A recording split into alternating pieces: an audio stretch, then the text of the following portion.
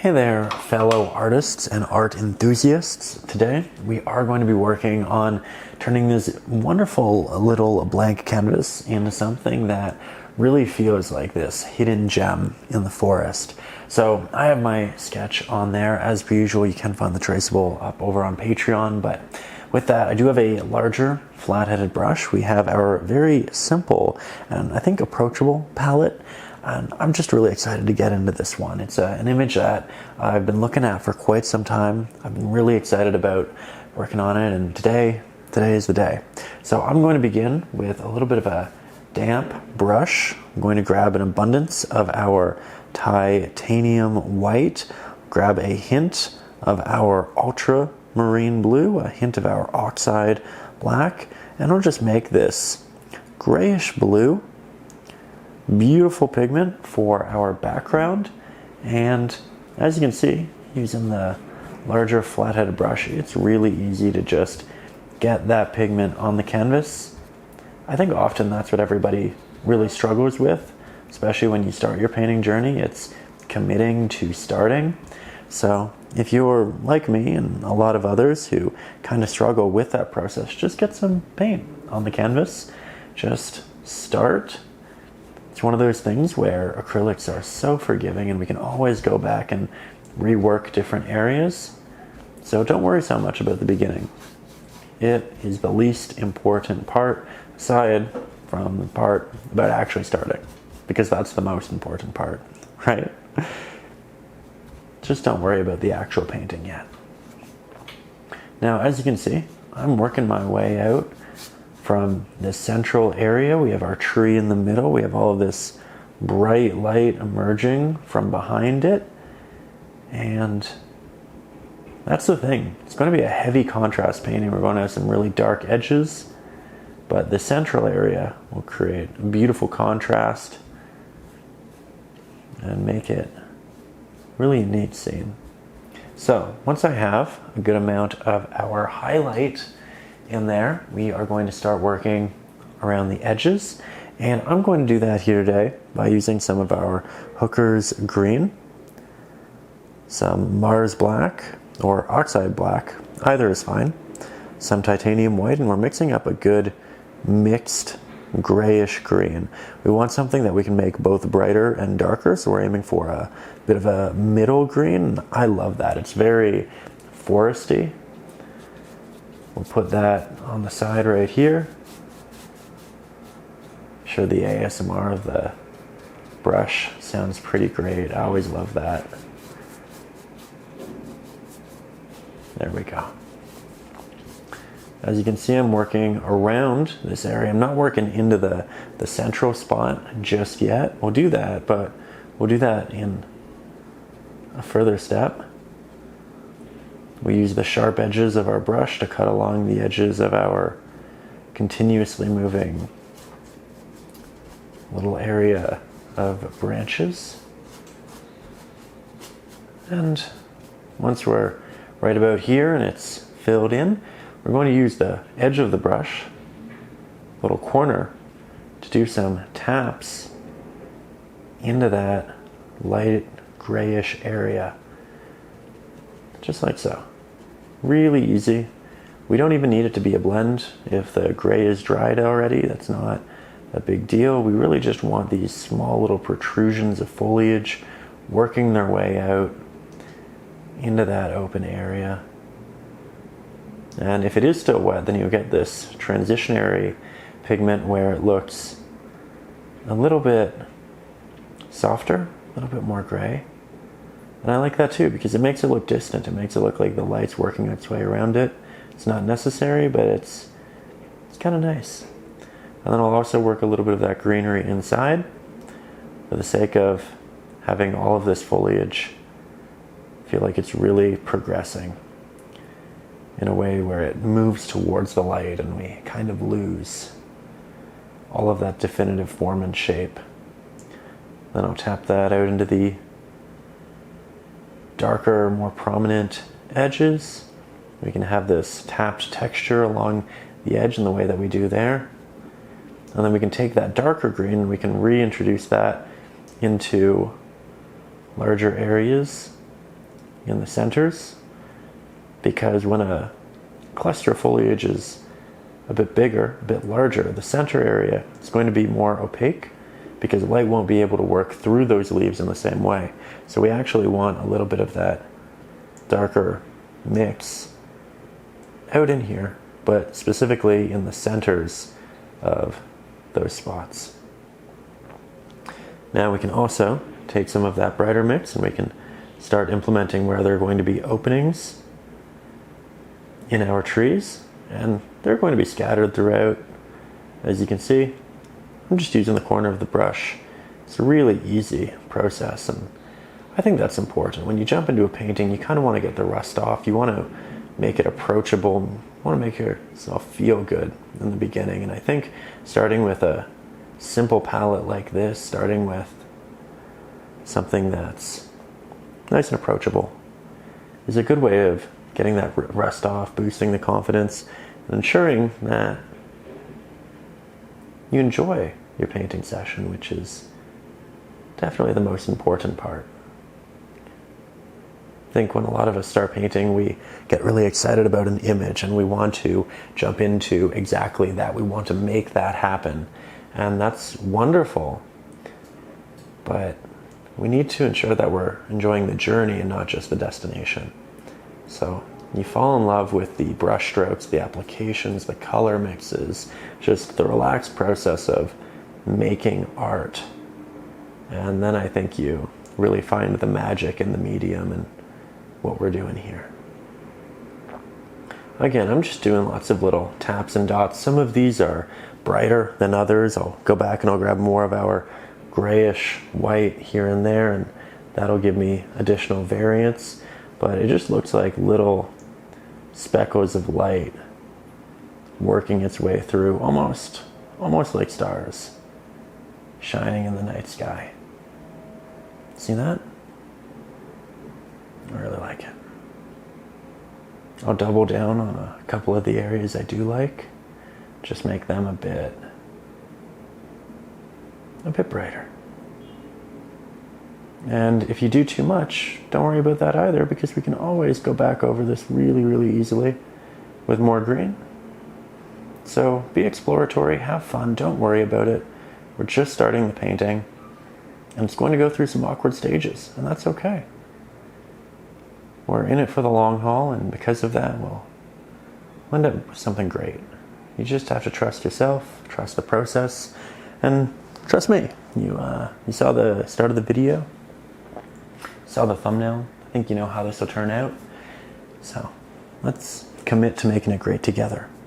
With that, I like this as a starting. It's a background. We're going to do a lot more to make it better, but for now, I think what we're going to do is going to head on over to the other side, do more of this, and then we'll come back here and we'll add detail, volume, and really build it up. So this should be dry at this point, which nothing to worry about. We can do a wet into dry blend, a little different than over here, but it'll still look really good. So I'm going to remix more of my green. Grab some of our oxide black, titanium white, Hooker's green. We'll mix it right here. So on top of our previous mix, the previous mix is pretty much dry, but because I'm mixing it on top, I can see the previous mix underneath and beside it. So I'll know that I'm mixing something very similar. I always like to keep a little bit of past pigments on my palette for the sake of remixing them later. It just makes it so much easier when you can see it right there. And once I have that, once I'm happy, we'll just jump into the top, start working our way around these branches, and if I end up covering up the branches, that's okay too. You can always go back in and resketch those. Again, if you're up over on Patreon, you have access to the traceable, and you can use it as a traceable. You can use it to just freehand resketch it in, but it should make things a little bit easier. Okay, now let's start creating some more obtuse edges, little protrusions, as we've done before. And let's also finish off Oh, I love those scratches. Let's finish off this bottom area. We're going to be covering up a tiny tree that we had, but that's okay.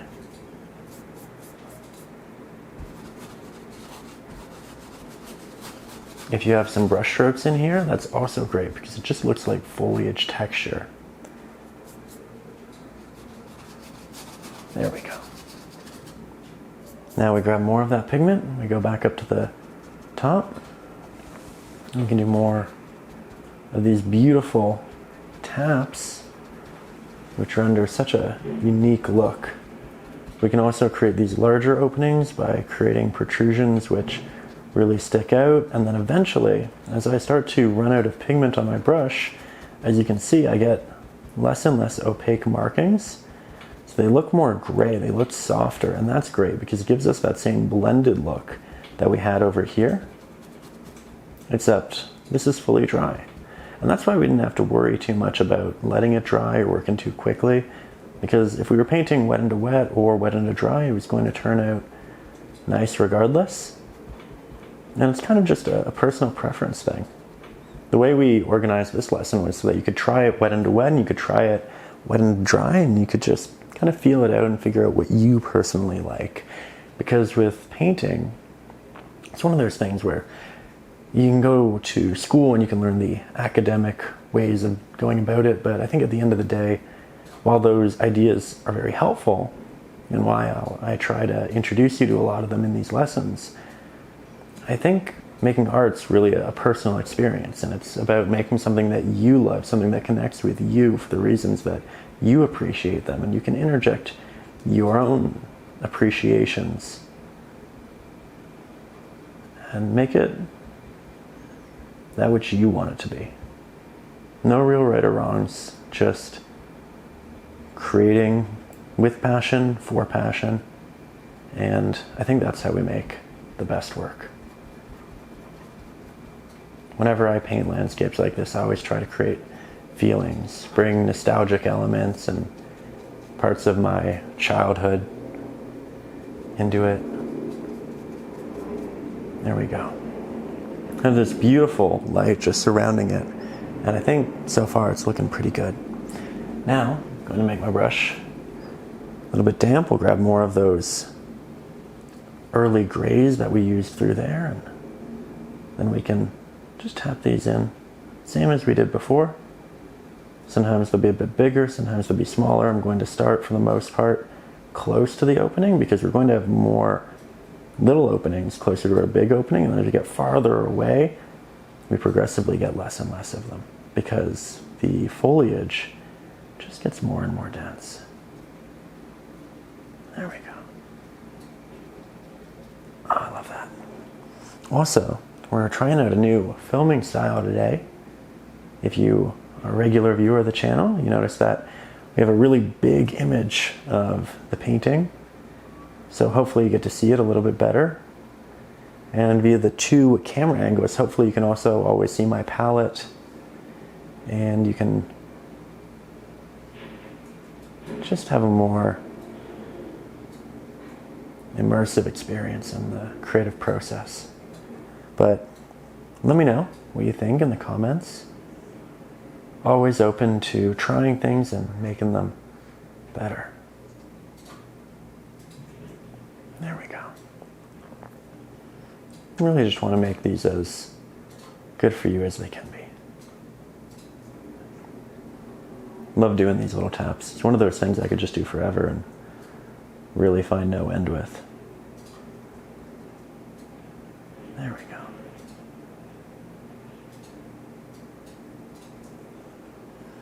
You know, I live in the city, right downtown, and I feel like images like this offer this beautiful escape each week, where I love the city and I love the energy.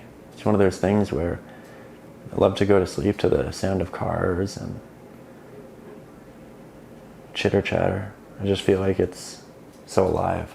But I also grew up in these very relaxed spaces, and I love that too. So this is my way of kind of living with both, appreciating both. There we go. really like that. I really, really like that. We can also take a little bit of that gray and work it over areas that we might have done too much of in the middle. I don't think I have many of those areas, but if we wanted, we could go back in and really simplify. That's good though. That's really good. Okay, now from here, we are going to change our mix, our color, our application. So I'm going to just make sure my brush is nice and damp. I have a little bit of water right down here. And then we're going to make a darker mix. So more of our oxide black or Mars black, again, your choice. We have more of our Hooker's green, more of our titanium white, but this time we want more of the black and a little bit more of the white than we do the green. We're going for more of a darker, desaturated look, and I think this is actually really good. So I'm going to take my brush, I'm going to put that down, and I have two microphones this time, so we're going to do so a little more quietly. Also going to put that down, and I'm going to pick up this little jar for my brushes. I found it recently, and I think maybe it was HomeSense, but I just thought it was a really cute way to store brushes. We'll grab our fan brush, and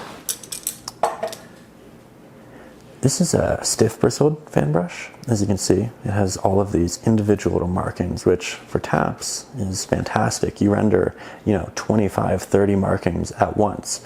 However, I want to make larger markings than what this will create, but I still want to create a lot. So what we're going to do is we're going to take this, we're going to make it a little bit damp, and now it's going to be like a soft bristled fan brush. You can see how they clumped together. And this is great for rendering, again, a lot of markings, but a little bit bigger than what it would have done naturally. If you're not using my brush set, you can just use a soft bristled fan brush rather than a stiff bristled.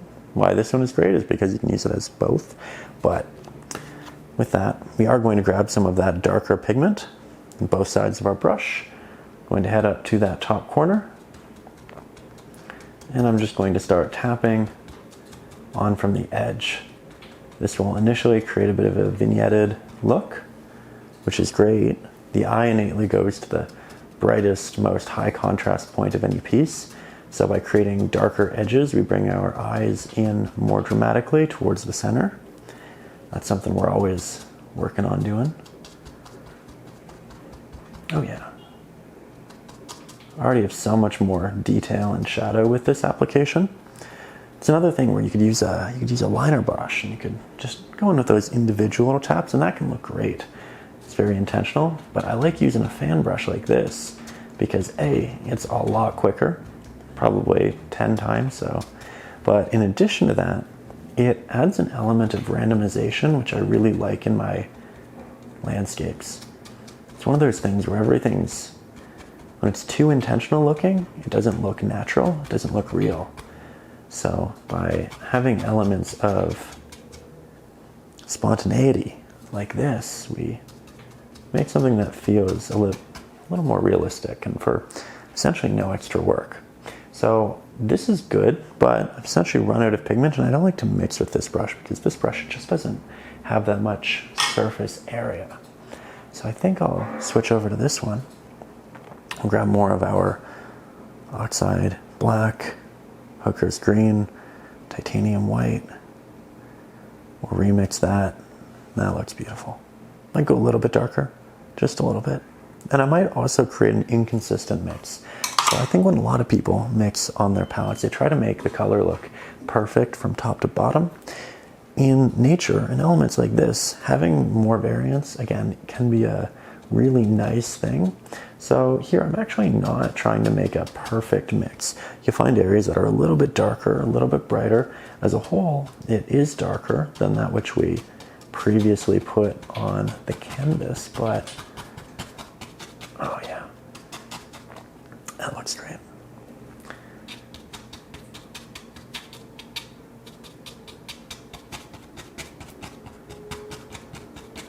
I love that sound. That little tap, bristle on canvas.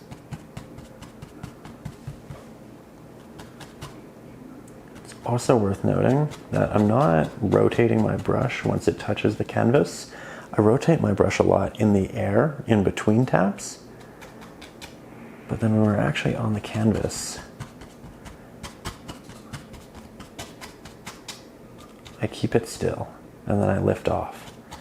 And that's because if we rotated our brush, we get all of these streaks, and I don't want that. I just want little markings, little impressions.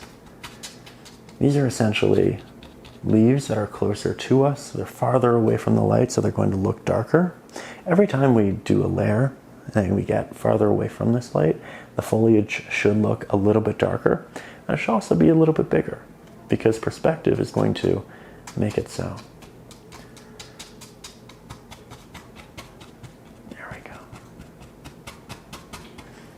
One of the reasons I'm also really excited about this new setup is you get to see me talking to you a little bit more, and I think that's fun, because when I paint, often I smile a lot, I get excited about different areas, and now we get to kind of live that together, where when I'm off screen, I don't know, it's something I feel like I want to share, that joy and that excitement in the application, but it's a little more tricky, right? So I hope you enjoy this. I hope you're feeling inspired to paint. I hope you're feeling relaxed. I just love working on these. And I always get really excited when we have a new way of doing it, potentially a little bit better. I hope that's what it is today.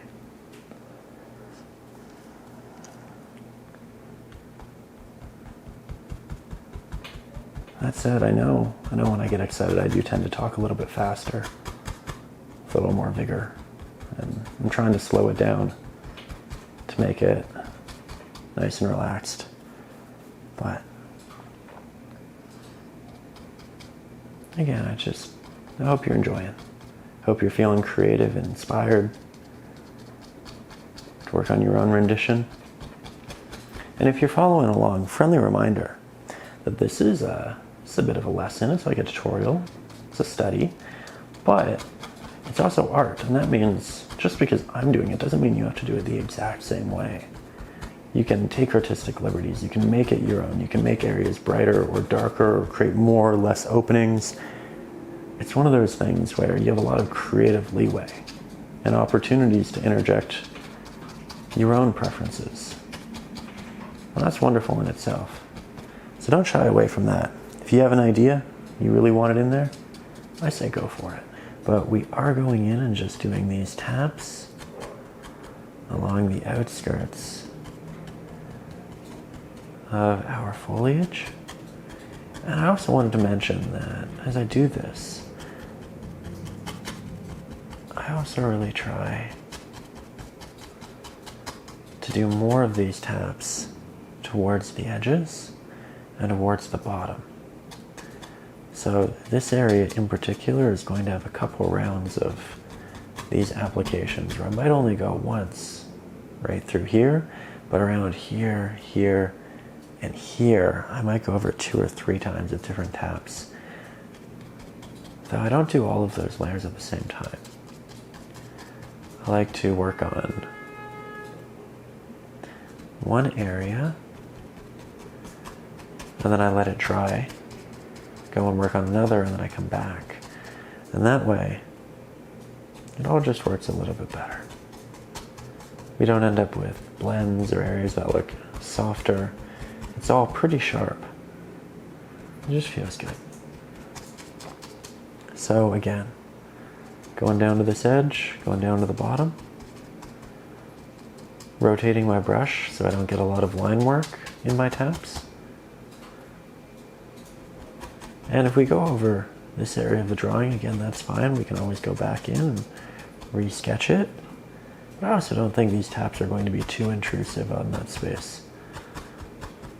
Go and do that over here too. And that looks good. That looks really good. Okay. So from here, let's put that brush down for a little bit. Let's switch to a different, very tiny brush. Here's a look at the brush we're using next. It's called a liner, and it's great for those little details. So what we're going to do next is we'll grab more of that titanium white, a little bit of that oxide black, hint of our ultramarine, and we'll just remix the color we used for the open sky. Doing that with a larger flathead because it's just a lot easier to work with, at least when we're blending. Then we'll go in with our liner. This is where we can really reinforce some of the implied openings that we had earlier on. All of these little taps are going to imply that there just isn't foliage in the way of the sky in these areas. And you can see that it progressively lessens as we get farther and farther away. I try, for the most part, to apply these into areas that are a little bit brighter. So we have the shadow incorporated, and we have the initial softer base layer. This is going more so over that soft base layer than the really dark areas we just implemented. And you're also probably going to want to wait until your canvas is dry from that last application, just so you don't have a mix of the darker mix that you put on in this light one. It'll just keep things a little bit cleaner, and honestly, with the amount of paint we were using, it shouldn't take more than 2 minutes to dry. So don't worry about that. Just try to continue to keep it relatively clean. I'm going to take a step back, make sure I like the way that's looking, and I do like the way that's looking. So let's double down. Let's do more of that. Again, predominantly these occur right along the edges, and then we start to branch off. And we get them in these outskirts, just like that. Kind of nice when you start closer to the opening, because then you have a lot of opaque pigment to work with, and it makes these nice, really big, bright areas. But then as you get towards the edge, your brush runs out of pigment. You get these more grayed out, less opaque, less bright spots, which is actually what you want for those openings, because they will be less big and prominent. So far so good. We're just doing little tricks to make our lives, our painting experience, a little bit easier, a little bit more cathartic. And cathartic it is. There we go. I'm going to get a bit more water on my brush. That'll just help keep our paint wet on the palette for a little bit longer. It'll also give us a bit of a sharper application, because when our brushes are damp, the bristles, they condense, and they give us something that's a bit cleaner, easier to work with. When it's dry, it's a little more tricky. Get details like these. You can see that I'm really jumping around a lot, and the idea there is just, I work on one area, I see if I like it, I give myself a little bit of time before I add more, and then if I like it and I want more, then I go back, and if I don't, then I say, okay, you know what, that area is done, and that's great. There we go. Also, the pitter-patter of this sounds pretty good.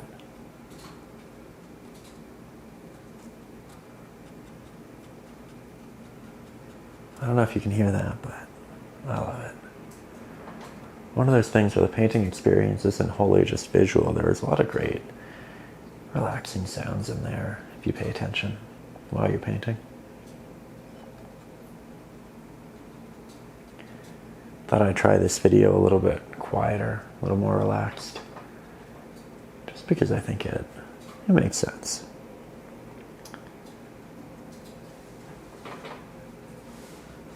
There we go. Okay, I like this a lot. It's one of those things where I have a really hard time just putting the brush down, because I really enjoy the process of it, but at a certain point I do think it looks complete. And I think we're really close to that point. Have this bigger opening through there, which I like a lot. Maybe we just add a little bit more in here. Break that apart.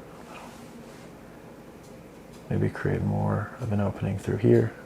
I'm trying to create more unique openings. These are a bit more vertical. Up here it can be a bit more horizontal. We have lots of diagonal ones and just unique shapes as well. But I think that looks great.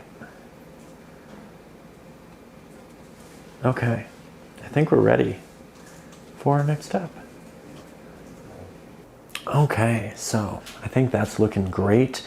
Now we're going to take a bit of a break from up here. We can definitely add more details and build it out, but I think what I want to do right now is I want to head into this bottom section and I want to start building that so I can see how to balance this in accordance with it, because we don't want just this subject to look great. We want this one to look great and we want them to look great together. And often the best way of going about that isn't by fully finishing this subject and this subject and this subject. It's by leaving a little bit of wiggle room up here and leaving a little bit of wiggle room down here, and then working on them back and forth until they really feel cohesive and so they fit together. So I'm happy enough with the top. I think we're off to a great start and we're jumping right down here. I'm going to do so by mixing with the larger flat-headed brush. And I'm going to mix a darker bluish gray than we had before. This is going to be for the ground in between a lot of these branches. And with that, I'm going to look at it in relation to what we have here. I want it to be nice and cool because we do have that cool blue light coming in. And I think a lot of people naturally, innately think of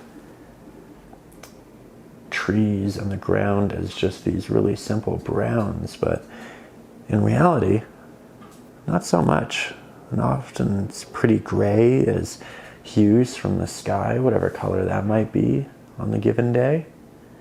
And with that, we're just trying to be mindful of what it really looks like. I'm also looking at the reference photo, and I can tell that it's much more of a bluish gray than it is a brown. So we're working in accordance with that. And I'm just going to start crafting around my branches. I'm going to be a little bit rough, to be honest, because we're going to paint our branches on top of the ground. It doesn't have to be perfect right now, but I still want to see roughly where those branches are. And again, if you want to sketch it out exactly as I have it, I will have the traceable up over on Patreon. There's a link in the description. And you can also get the ad-free version of this video up there as well. So, if you're interested, check it out. But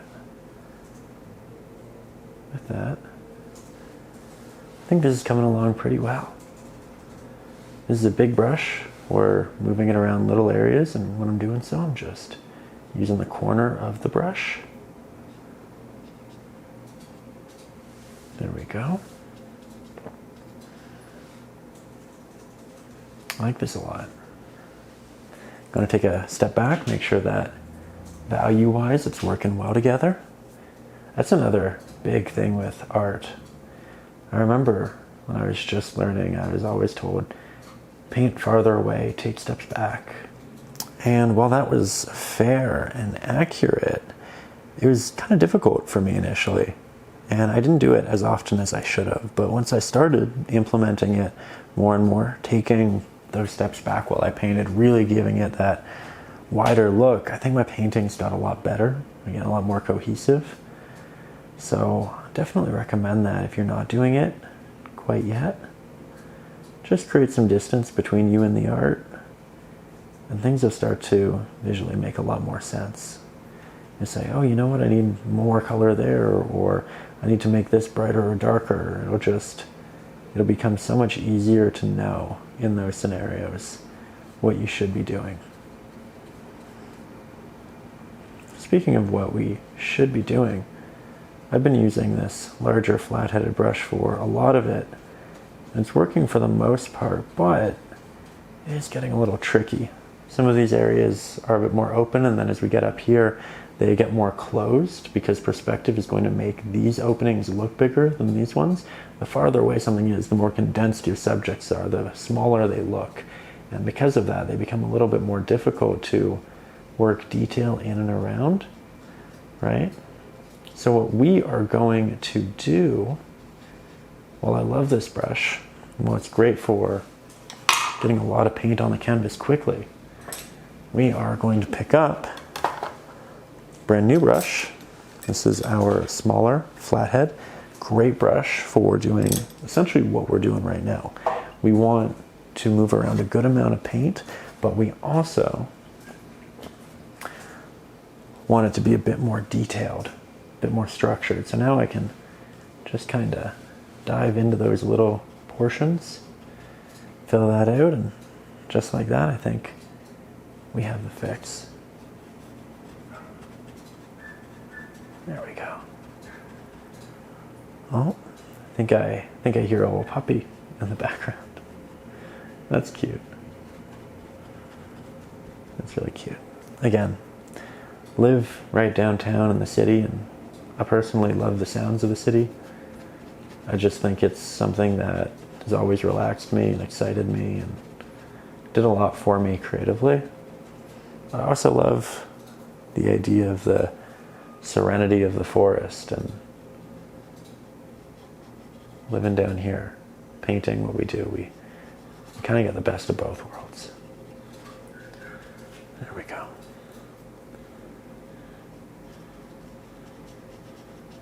It's really fun to paint in between all of these.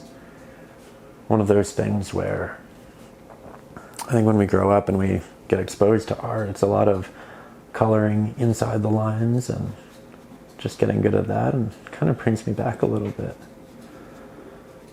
We'll make it much more complex, and we'll build textures, and we'll do all of that, all of the things that are more art school academic. But this is, I think, a great starting place and a lot of fun. I think entry points are really important. I think making projects feel accessible and exciting is really important. And for me, I feel like this is a really easy way of just feeling that early on success, feeling like I know what I'm doing, and then we get to, again, do the more nuanced applications and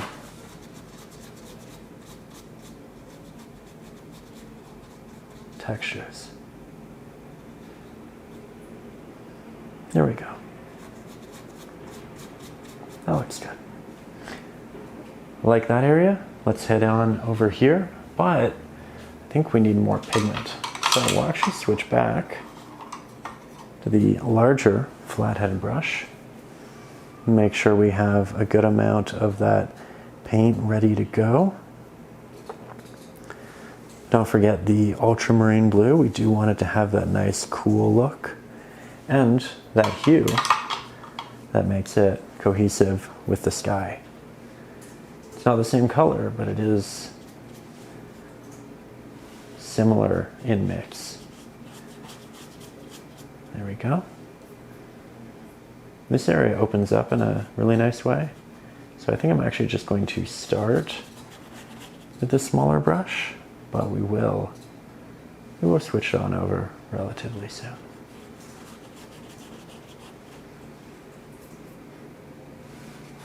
Love these branch structures. When I was a teenager, I didn't do a lot of traveling, but my parents did take me camping every year in Algonquin Park, and we'd see all these really neat, unique structures and visuals, very much akin to what we're looking at here today. And I think it brings me back to those trips with Mom and Dad. I always felt like I got the best mom and dad. Just such supportive, inspiring people. Always believed in me and just the journey of making art. Can't thank them enough, and I know they watch a lot of these, so if you're watching, Mom and Dad, just know I love you. And I thank you endlessly for always just supporting me and making these. Again, I think the beauty of a lot of landscape art is mentally where it takes you, what it reminds you of, the nostalgia, the feel. And to me, it feels like being This one anyway, young and exploratory. There's also, I think, a serenity and a timelessness that goes with roots like these. I mean, I think they speak to the fact that this tree has been here for hundreds of years, and that in itself is interesting. Okay, really like that. I think that it's a great base, and now we're going to add some textures and some details. We're going to do this similarly to what we did up here. I think a tapped method and realism is something you can incorporate in pretty much every subject. And so we're going to begin by taking more of our oxide black, making this an even darker mixture, but still a somewhat randomized one. Areas are going to be brighter, areas are going to be darker, areas are going to be more blue and less blue. And then we're going to take a fan brush. This one is dry, so I'm not making it damp. I want all of those individual little bristles. And we're going to tap in some little textures. Not too many. We just want to make it look like there are protrusions in the ground. There are little areas that have shadow. We just want to make it look a bit more disheveled, unique, and already I'm quite happy. We'll do a couple of different layers, a couple of different techniques to make this ground look more and more like ground, but this is a great start. You can do this while your grays in here are still wet or drying. You can do it while it's fully dry. If you do it while it's still wet, these markings are going to look a little bit bigger, a little bit softer. If you do it while it's fully dry, you're going to have these much more sharp markings. Neither is wrong, and I think a combination of the two is actually pretty useful. So right now, my grays are actually still drying a little bit, so I'm getting a soft blend with my taps, but I will go back in later with more sharp applications and just make sure we have a good range of textures and markings.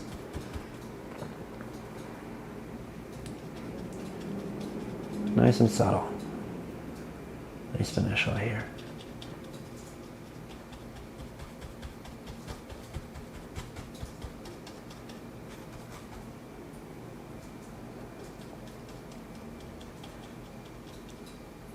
Very good.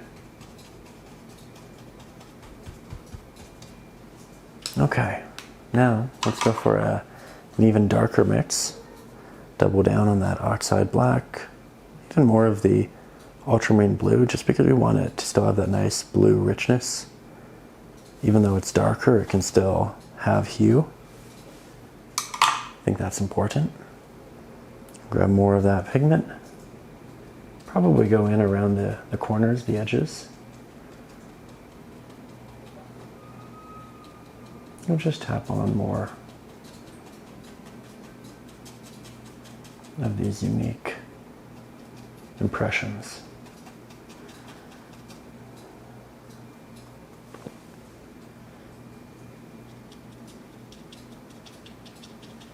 Again, I really hope you're liking the new format. Might still try the other ones, still might play around in a lot of different ways. I thought this might be a more relaxed way of going about it, and also give you a better look at the canvas through the painting process.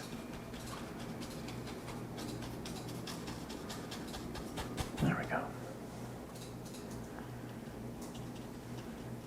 Now at this point, I think we're going to switch on over to our little liner brush, and we'll make slightly larger markings and applications in here for the little stones and things that protrude, not just the dirt and the sand, but this is a great way of building on those textures. Might hold my brush a little bit farther away. I might take a step back from the canvas just to implement a little bit more distance so I can see how we're balancing them across the canvas, but also it gives us a less steady hand and therefore a little bit more randomization, which is also nice in landscapes. All right, now I took a little bit of a break there, and at this point things are pretty much fully dry to the touch, which I want for the next application. We put in a mid value, we applied a darker shadow texture, and I really like that. But it's time now for some highlights in that area. In the same way that we have shadows, we'll have areas that protrude, catch more light, have additional texture, and continue to build on the intricacies of this bottom area right here. It's one of those things where it's the ground and we don't think it needs to be anything too elaborate, but it too deserves its attention, its detail, and we're going to make sure that it too looks great. So we are going to grab some of our titanium white. We'll work that into our previous mix. We'll render something that isn't as bright as the sky, but is brighter than our mid value there. So you can see our mid value, you can see our darker value, you can see our current highlight, which is again darker than the sky. So we're working in between a couple of different realms. I'll also grab one of my fan brushes. We want this to be dry. We want all of those individual little bristles ready to create individual little markings. And I'm going to start towards the top, and then I'll work my way down. We want more highlight towards the top because we're just going to have more light in that area, and then it progressively gets darker. So these protrusions, these highlights, are more prone to appear right towards the top. You can see that it's pretty subtle. That's how we want it, especially right now. We're just slowly adding to the complexities of the ground.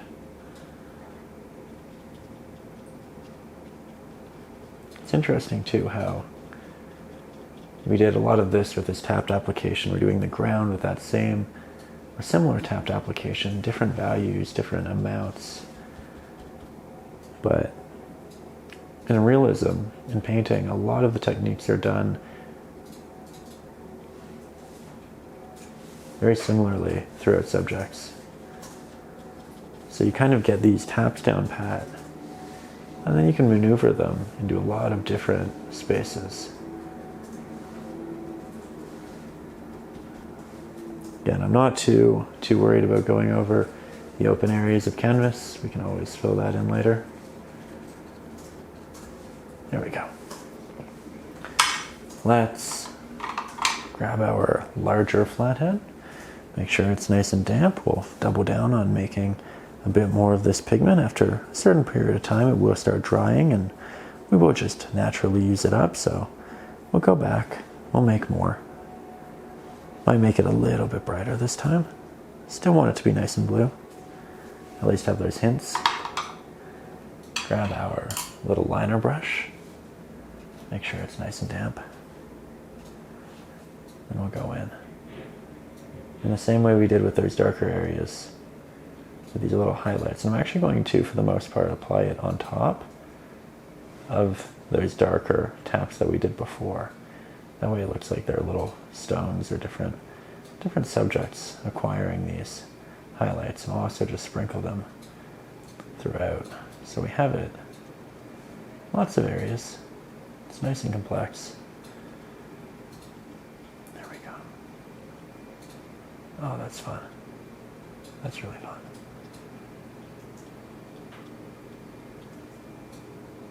Okay. Let's do some more through here.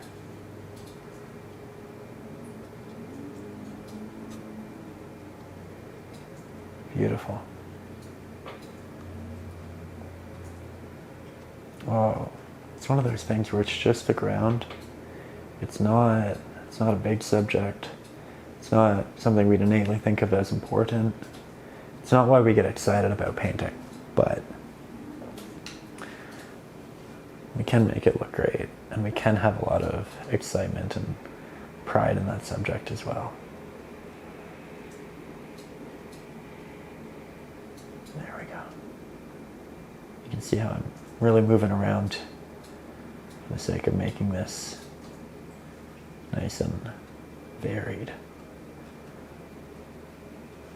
Sometimes I'm applying more pressure when I want a bigger dot.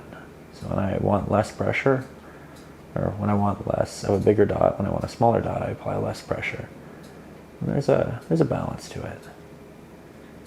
So sometimes you get a bigger marking, a smaller marking, a more opaque marking, a more transparent marking. And it's that amalgam of the variety and the intentionality there that makes it all come together. Again, we're going to do less towards this bottom area, more towards the top, but I think that's looking really good. There we go. Okay, so we finished this area for now. Again, like the top, we can go back. We can add a lot of detail and texture, but I don't really want to do that until we've done more in this area. So we're going to start working on the big tree. I think that's why a lot of us got excited about this painting. I know myself, this root system, it's just really unique. And we are going to begin with our larger flat-headed brush. I am going to add a new color. This is a cadmium yellow deep hue. I really like it because it's a bit of a warmer yellow, and we're going to use that in the tree. It will blend really nicely optically with the greens that we're using, and we're not going to use much. It's just a hint, and I'll show you. We're just going to grab with the corner of our brush a little bit of that yellow, just like so. We're going to grab a lot of our white. We're going to grab a good amount, maybe a third of that with our outside black, and we'll mix up a good gray here. It's not as bright as our sky, but it's also brighter than what we have at the bottom. And I'm going to start by just applying that simple base layer with our big flat-headed brush. We're going to do a lot with this tree in terms of color and, well, you know what, maybe not color, but definitely texture and value. It all starts by just filling in the negative space though. And this will also be exciting because it'll be us filling in the entirety of the canvas.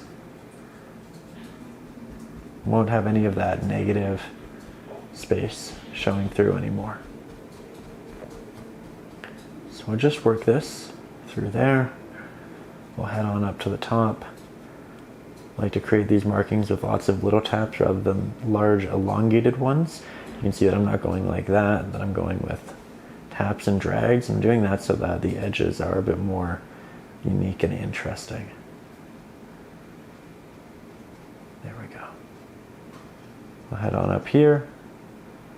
I don't really want to make my branch any bigger than this. Not really. So if they have little areas that are unfinished still, I think we just go back and add foliage over that area. That said, we'll grab more of our pigment. We'll head into the roots, and that's pretty fun. On the tops and the bottoms, lots of roots layered through here. And much like our layers of going in between our roots, this is one of those things where we're kind of just abiding by, for the most part, the lines we've already rendered and saying, okay, we have this vision, we have this idea, we have a way forward with it. Let's start acting on that idea. Now this brush will eventually get a little bit too big, and I know that, and that's okay. But for now, I think we can use it to work in a lot of these spaces. At least the bigger ones towards the top here. And then I'll go back in and I'll just do second and third layers over our previously applied areas, just so we have a good thick application. Just so it looks nice and proper, professional there. I think when we start painting, a lot of us are a little hesitant to paint in thick layers or to add multiple layers because we don't want to use up all of that new paint we bought. But your painting looks a lot better when you add more layers. So I'd recommend it, and just recognize that your art will be a lot better for it.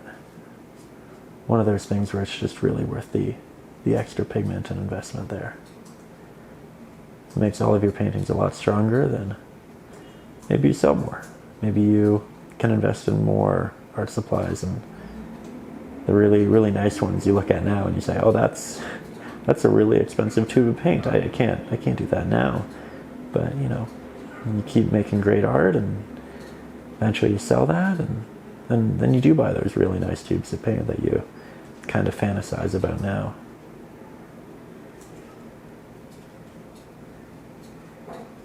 There we go. Try to make all of the paint that I use in these videos very accessible though. Nothing's too expensive. And if you're ever wondering about the exact mixes, I like to use a lot of Winsor & Newton. Lately I've been using a lot of Amsterdam, occasionally a little bit of Golden, but I do also post pictures of all of my materials on Patreon with each lesson. So if you ever want to know exactly what I'm using, that's also the spot. That said, the colors will be in the video description.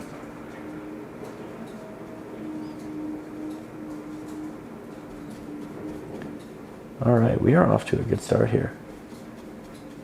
Nice and easy. And you can see that the mixture that I have up towards the top here, it's a little bit brighter. And that just means adding a hint more titanium white into the mix. And we're doing that because, again, this area will get more light than this area.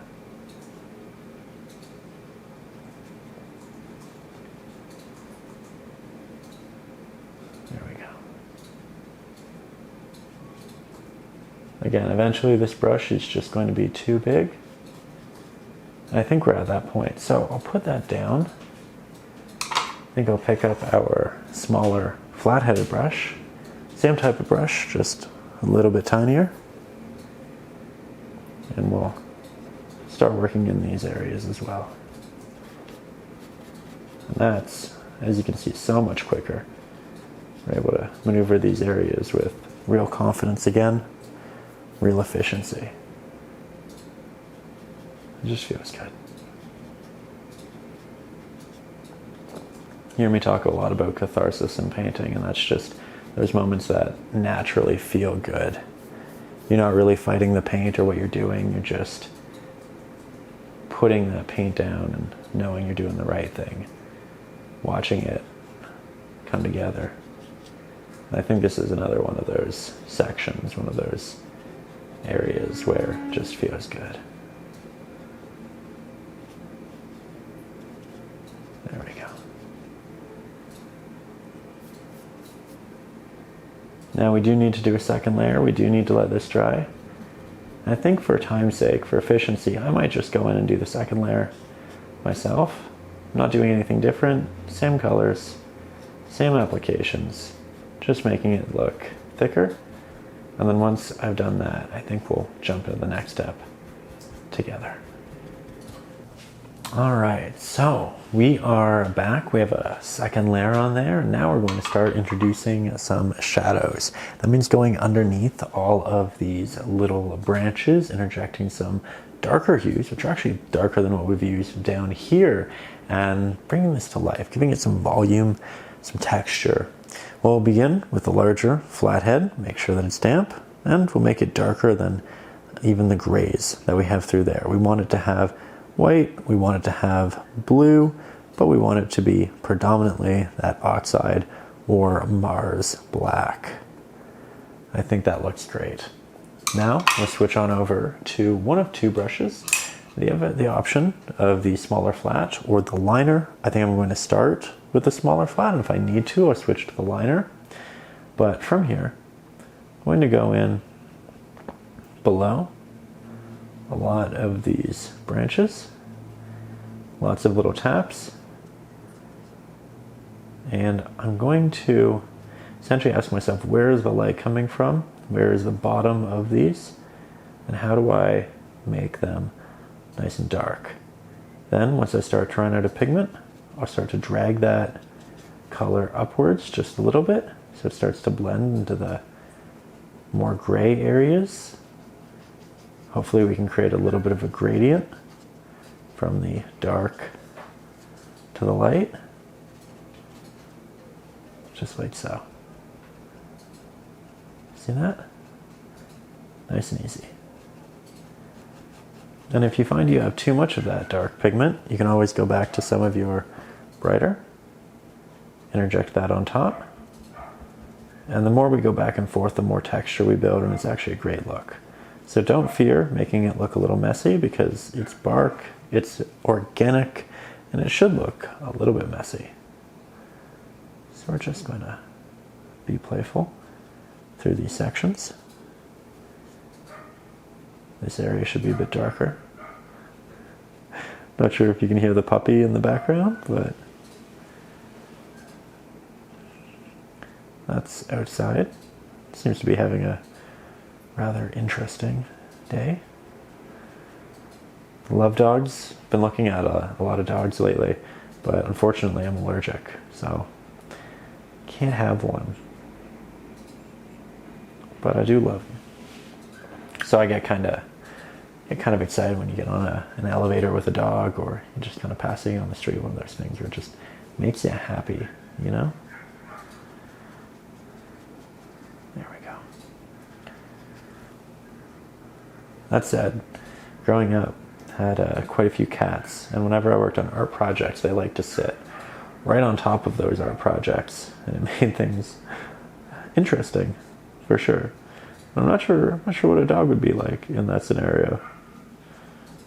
Are they a little more relaxed? Do they need to be on top of the work? I guess it depends on the breed and kind of how you raise it, but I don't know.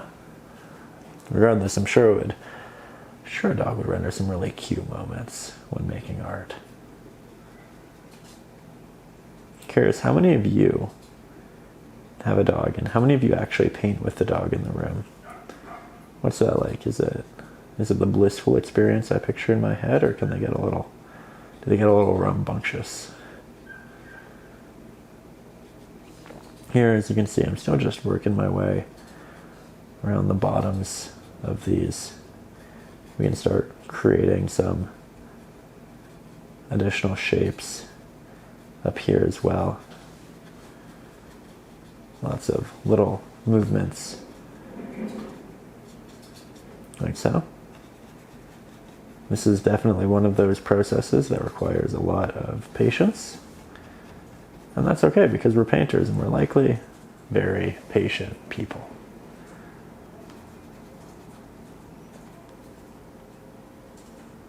There we go.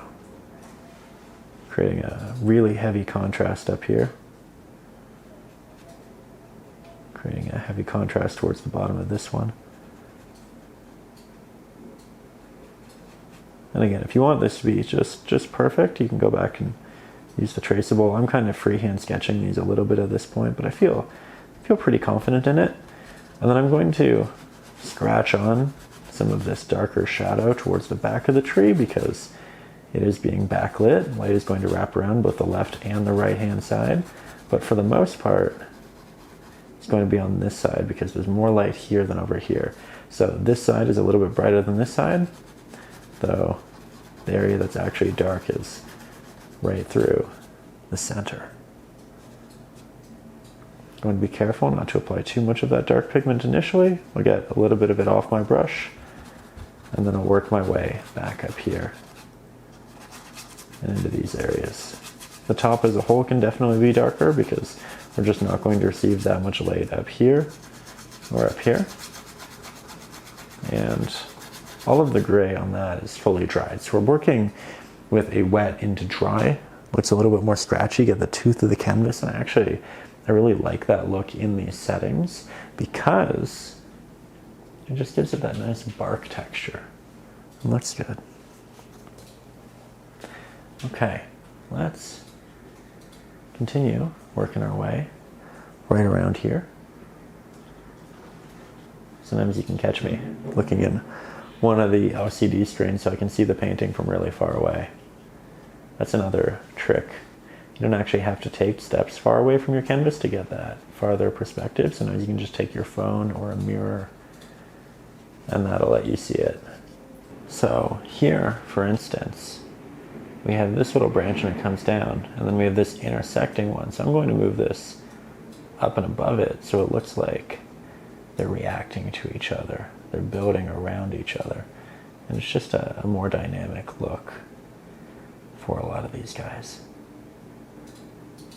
Here we can definitely do a shadow behind this one, and then it's kind of working its way through. That's interesting. There we go.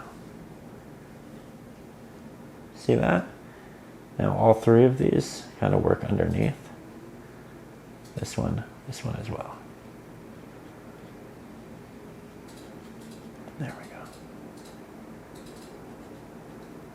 Lots of little decisions to make, but they become intuitive quickly. I'm also going to slowly work my shadows up our tree, define more of this space, and then work some of these shadows down into the rest of these guys. You can also see how the shadows are relatively inconsistent through here. Some are a little bit darker, some are lighter. And that's very intentional, so that it's just constantly progressing. There we go. Just dry brushing some of this texture down, darkening the areas behind. Then as you get towards the side, it gets a little bit brighter again because we're going to have more of that light coming down on that area. I like that. I like that a lot. Okay. You can see how I'll do a little bit in one area and then I'll take a break. Go up here now. Just do a little bit. See how I like it in conjunction with everything else. And this area made me realize I wanted more of a darker pigment over here, something a little bit more textured. So you know what, I will go over here now and I'll just touch that up. And now I look at that area and I look at that area and I say, you know, this area could use something. That could be a little bit darker. And you can see how these dark spots all kind of end up meeting right up here.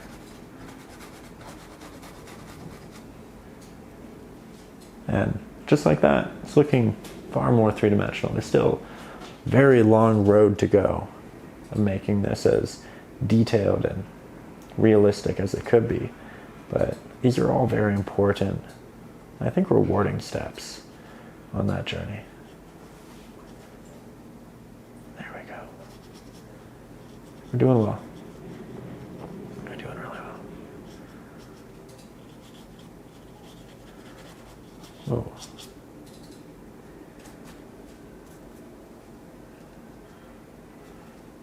Again, grew up with a lot of settings like this, and I think finally sitting down to paint it is just feels really good.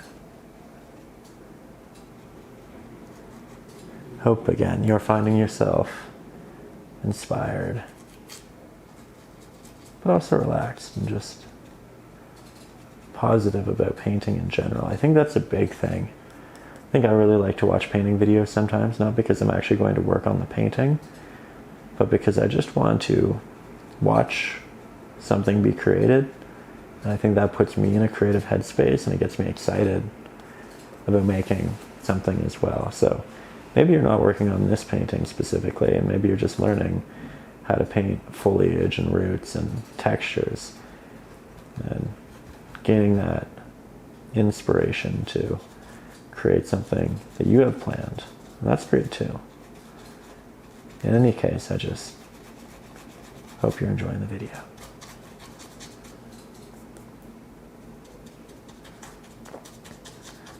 I'm going to do some tapped texture with this brush as well. You can look at this area now and this area and see the real difference when we do tap on and just dry brush texture. You get this more unique looking organic subject. And we'll definitely continue to do more of that. Let's mix up a bit more pigment though. We have our blue, we have our oxide black, a little bit of titanium white, a little bit of our cad yellow deep hue, Really like the CAD Yellow DP. I think it adds just a minor amount of variance, but variance I appreciate. It's also worth noting we have a good number of branches down here, but we can add a lot more. We can really build on this.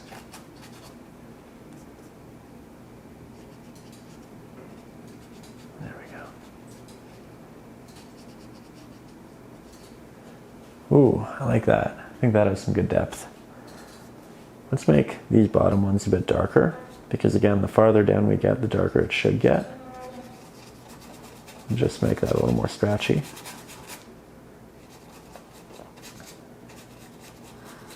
And you can be very intentional with this, or you can be more loose.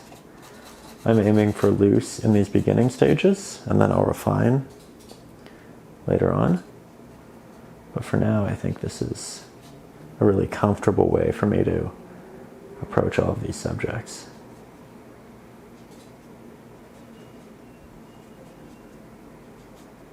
There we go. Okay. Again, taking more steps back, grabbing a little bit of water on my brush. There's still quite a few branches we don't have the darker base on. So we'll start finalizing that. That way we can get a better idea of how it all works and melds together.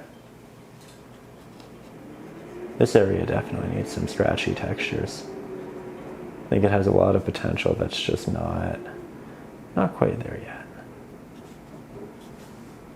Decided to put it in.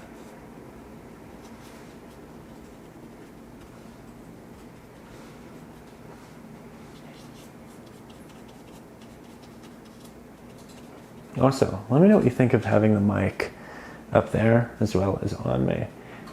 Thought I'd just give you some extra sound from the canvas. A little bit of painting ASMR. I know I personally love the sounds.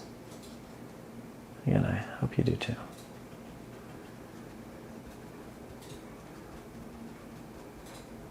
You can see that I'm slowly darkening a lot of these guys back here.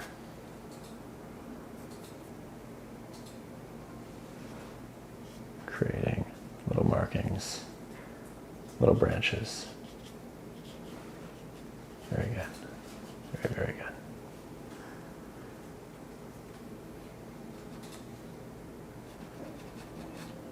It's a really nice day, gray day outside.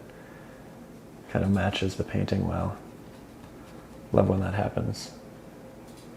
When the atmosphere of the painting is reflected outside. Just kind of feel like it's a lucky day. That said, it is November here in Canada, so it was pretty inevitable that we were going to get some more gray days. And I've really been liking them. I feel like even when I was a little one, gray days would always have me inspired to pick up the brush, add a little bit of color. You just feel like the canvas that's out there is also a bit more open and ready for you to explore. Okay. I would say we're almost done this base layer. Trying to create some inconsistencies. I think that looks good. Yeah, making it a little bit darker up here.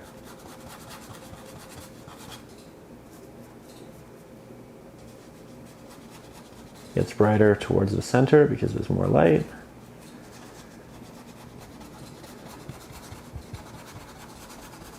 Like so. We're at a point where I think we have a good base. We're starting to build that depth and there's textures.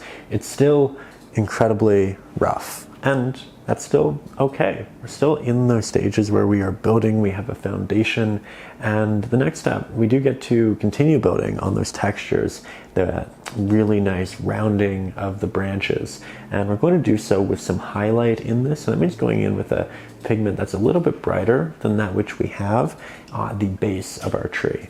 So I'm going to take our larger flat-headed brush. I'll grab a lot of our titanium white. I'll mix that into our previous mix. A little bit of yellow, as you know, a little bit of oxide black, but just a hint. And we're going to make this, again, even brighter. It's not going to be as bright as we had in the sky, but we are definitely moving in that direction. We are going to pick up our liner brush. We're not going in with the smaller flat. We're going in with the liner. And with this, we're going to initially work our way around the edge of this tree, and that's going to give us some nice wrapped light texture, make it more three-dimensional. But we're going to do a lot more with it than what we're starting off with. That said, this is fun. I really like the process of just slightly accentuating highlights. And that's what we're doing through here. We're doing it on both sides of the tree. And much like the initial applications, I don't go in and I don't do it with one elongated marking. I like to do it with lots of little taps that amalgamate into this larger highlight, because that's going to give us that textural bark look. We can even start to bring it inside a little bit, working almost in horizontal markings, but they're a bit more rounded so they feel like they match the movements of the tree. You can have it working over portions of the shadows, because there will be protrusions that catch that light even towards the back. We won't have too many of them, but they are there. They are present. And then we'll grab some more of this. Start to work it onto the tops of our roots towards the bottom. This is going to give them much more unique shape. If we applied them all initially with the flat-headed brushes, be it big or small, they're probably pretty concise in their application. And this is going to make them look a bit more natural. So, fun application. That said, if you have a lot of extra time, you can paint the roots from the beginning with your liner brush, and that'll give you more detail from the beginning. Again, I don't know that it's necessary, but if you're somebody who wants to see those instant results, it's a way of instilling that pretty early on. Now I'm going to start to work my way in, hopefully as my brush already starts to run out of pigment, because I don't want as much highlight in here as I had out there, but I do still want it to be brighter than what I had. Okay. Very good.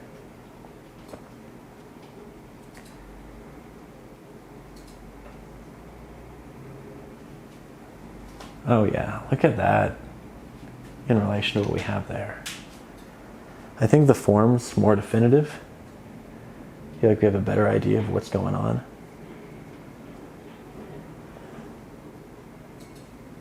I think it looks great. We're getting there.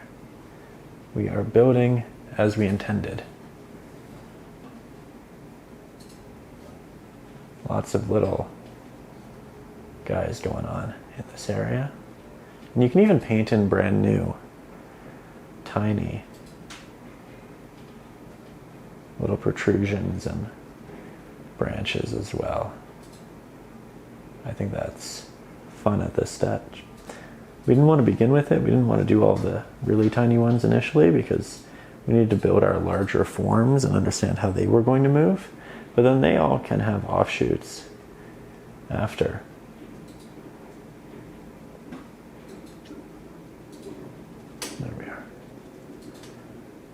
We'll work this down our tree, mostly at the top though. We can also grab more of our darker pigment if we want and reintroduce that if we happen to do a lot of the highlight and we feel like it might be a little too much. We can also split apart bigger areas like this by creating, again, extra highlights and areas within. Oh yeah, I like that. It kind of looks like it's gripping the side.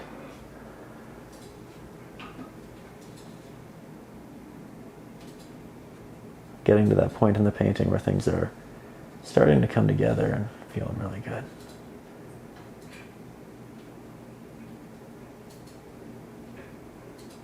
There we go.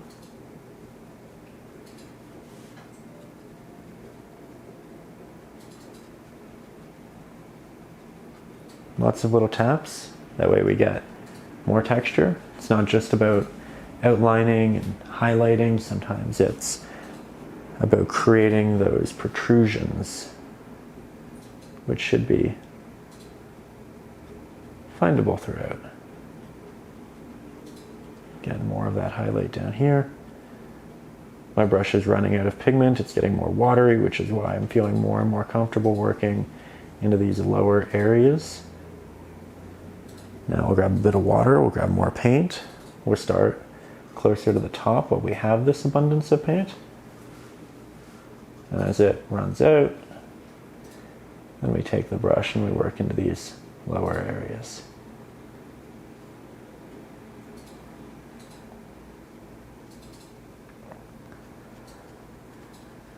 I'm also changing parts of the root system as I go. If you don't love an area, that's okay. It's acrylic, it dries quickly. You can go back in, you can edit it. And you can see that I'm doing that quite frequently as well.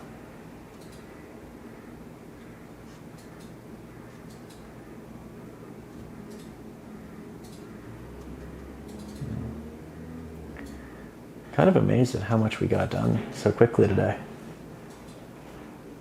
One of those things where it's a pretty complicated subject, at least visually. But I think once you learn the techniques, I guess it just comes together, doesn't it? A lot of things in life are like that. Kind of scary on the onset, and then you start and you realize, oh yeah, I know how to do this.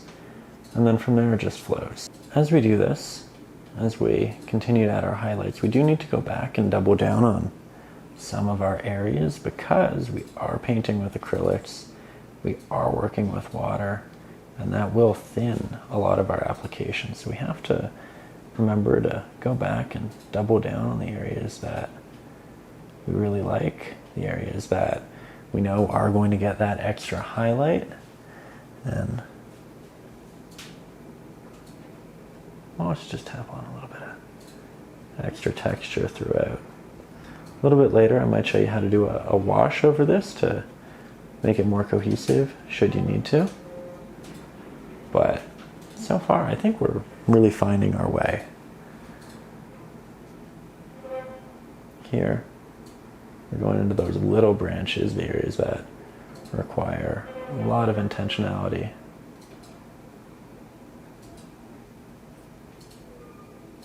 There we go. Weaving them through each other.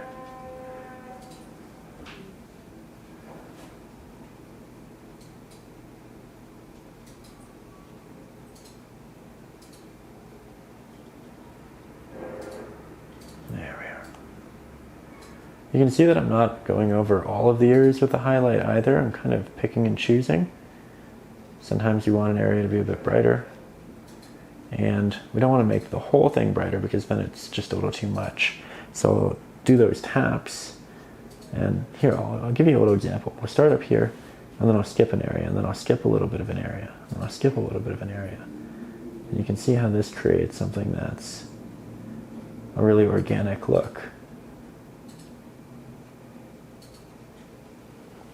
I really like that one though. I kind of want to go back to all of the other areas in that space and do a bit more of exactly that. A little bit through here. The more we do of this, the more we build evolving textures, the happier I get.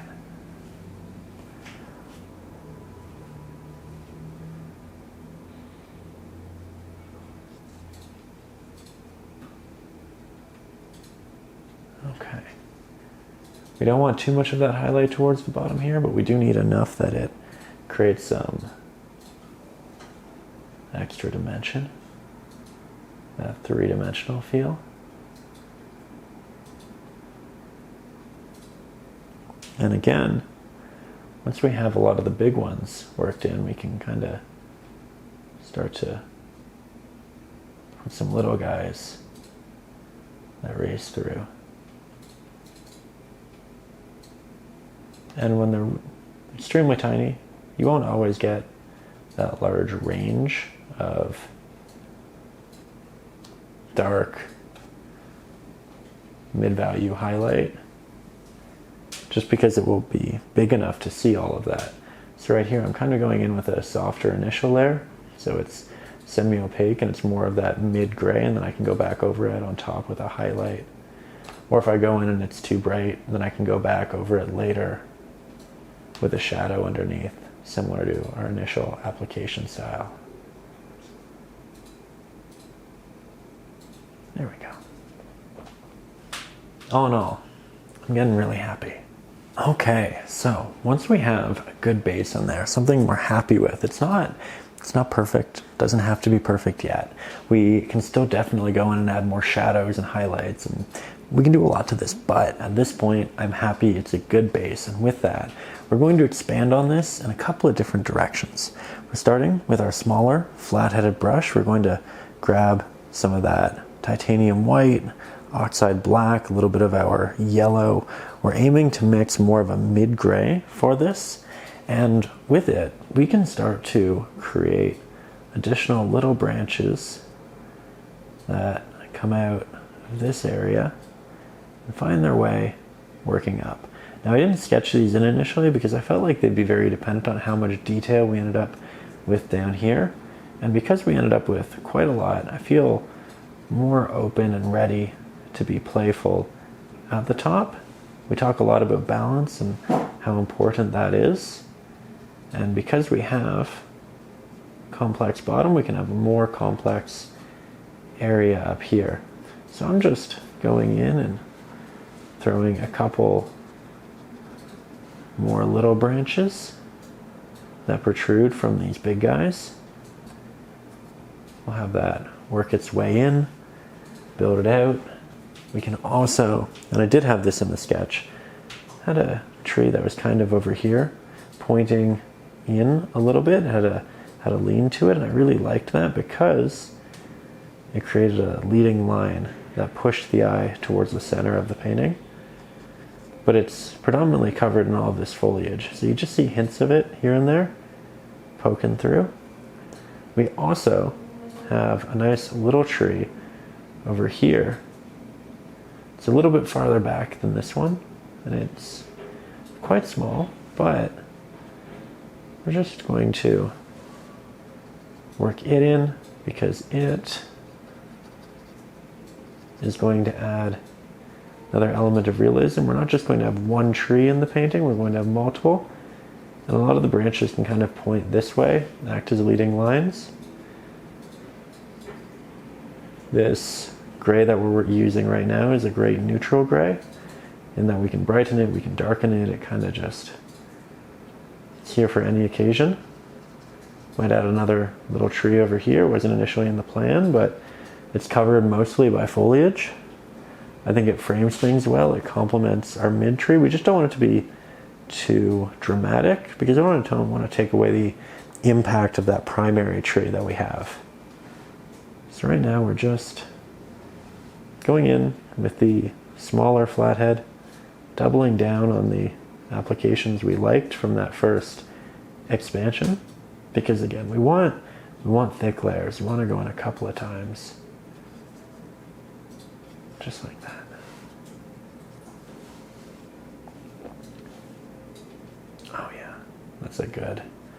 that's a good brush stroke right there.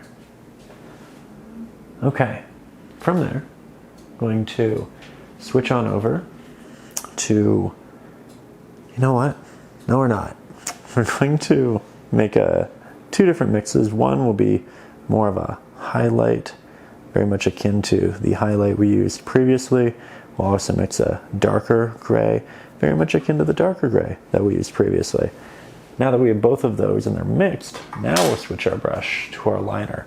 It's just a lot easier to do our mix with that little flathead than the liner.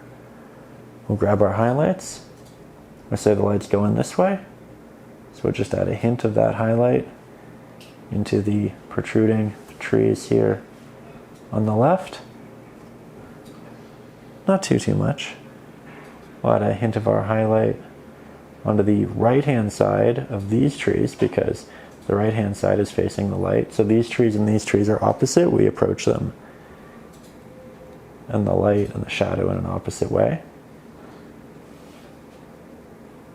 Very good. Again, don't need too much. We'll grab our shadow. We'll do a little bit of that texture towards the back and the bottom. We're over on the right-hand side of the canvas, and therefore the shadow is on the right-hand side.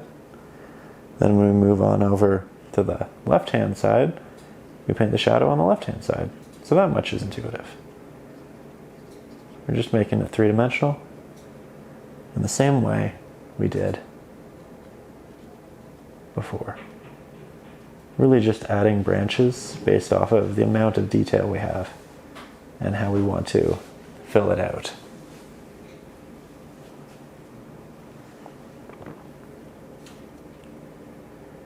Adding a little bit of darker value in behind these guys.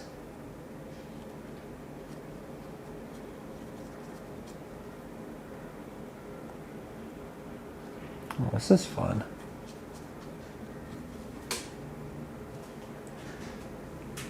Again, it feels like a very relaxed session today.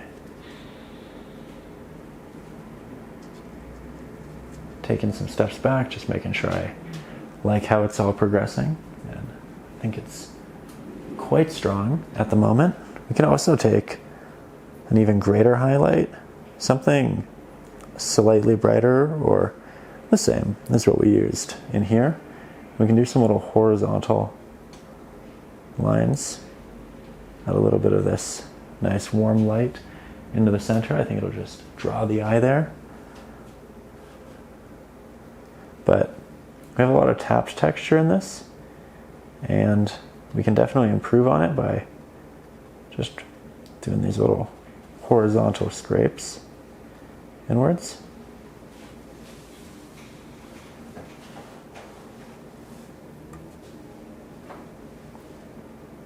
There we go.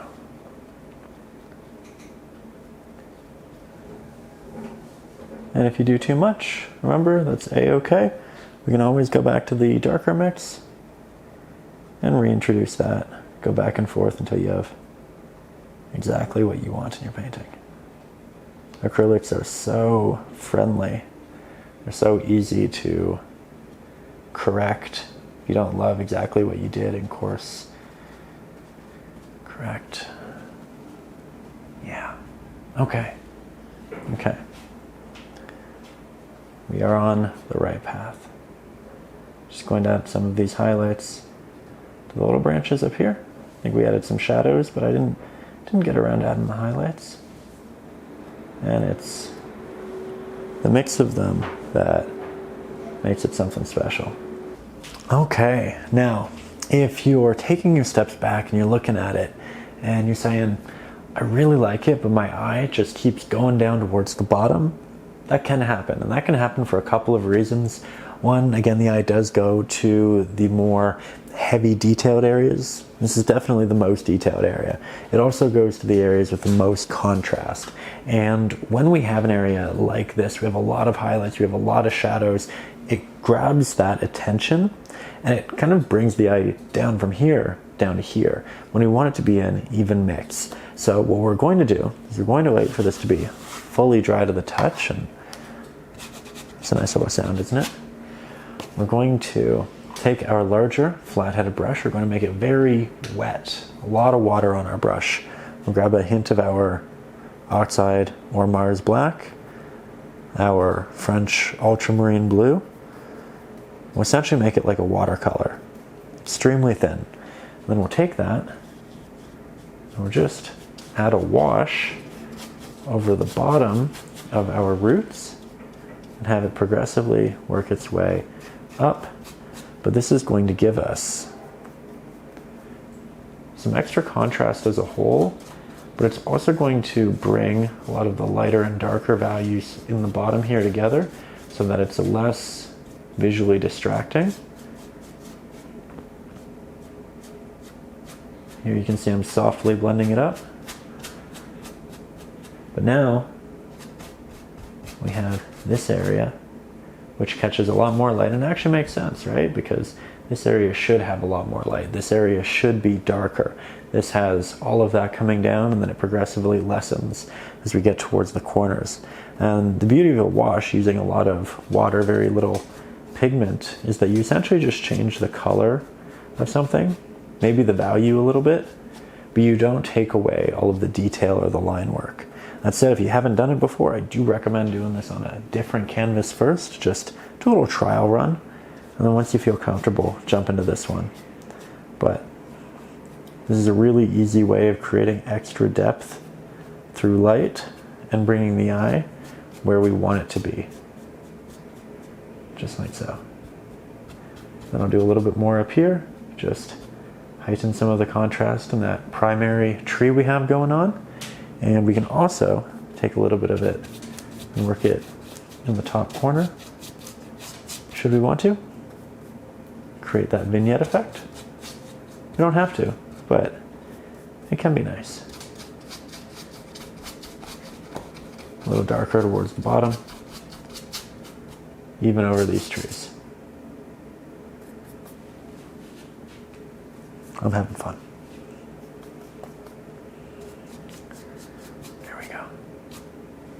Don't want too much of it.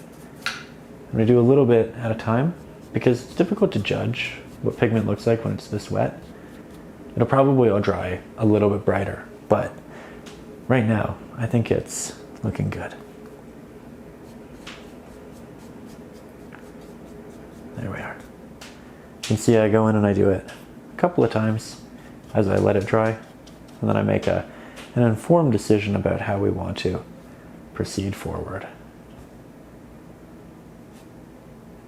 Just like that. You can double down on some of the harder shadows in there if you want to. You don't have to, but I find it to be quite fun. And now I think we can head back into adding more of our greenery into the painting. The reference photo has a lot of greenery, even down here and more up here. So let's dive into that. Let's grab more of our Hooker's green for the first time in a long time. Grab some of our titanium white, oxide black, make that a nice initially mid green. So not too dark, not too bright, and there's room in both directions, just like so.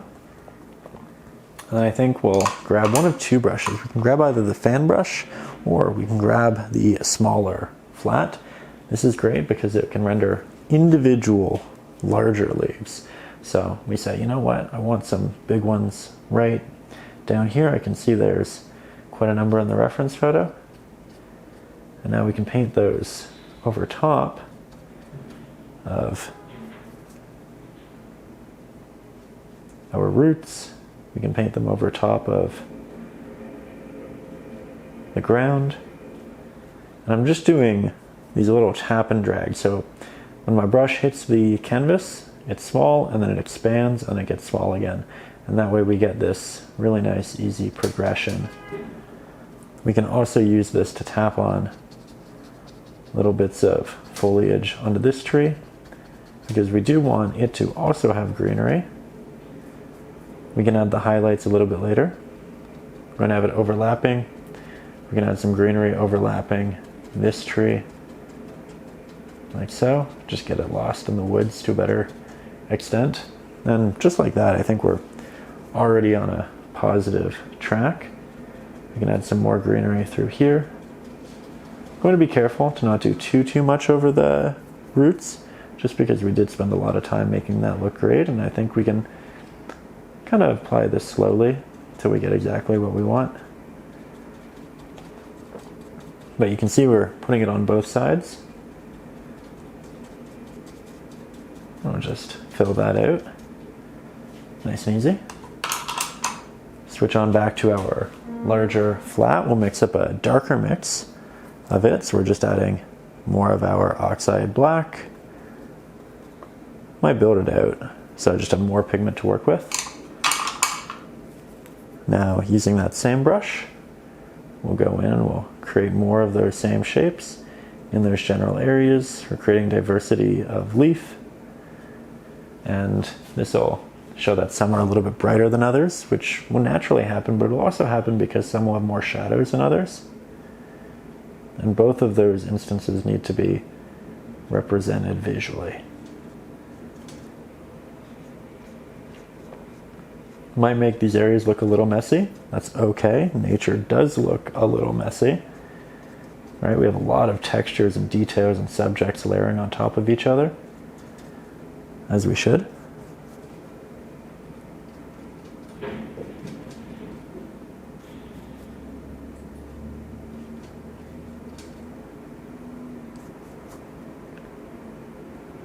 Trying to create some very distinct leaf shapes to stand out over the shadows that we have in here.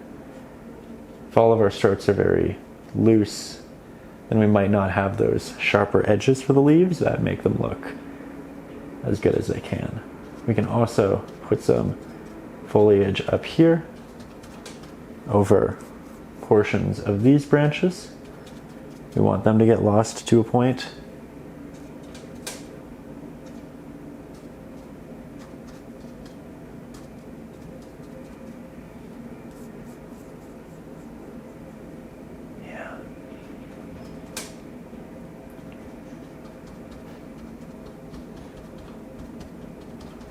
Ooh, I think that's great. That overlap. Again, working hard to make these look clean. A little more overlap over here. Now it looks like there's foliage in front of, behind, and to the sides of all of our branches. We don't want it just to be behind it. We also need it to be integrated. So I think that looks really good. Again, we're creating this really nice flow through all of it. Let's mix up more of our green.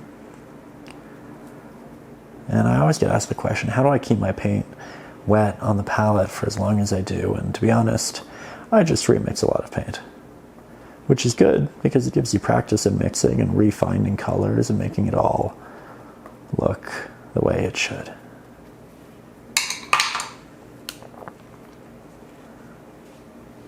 Okay, let's do more of this towards the bottom.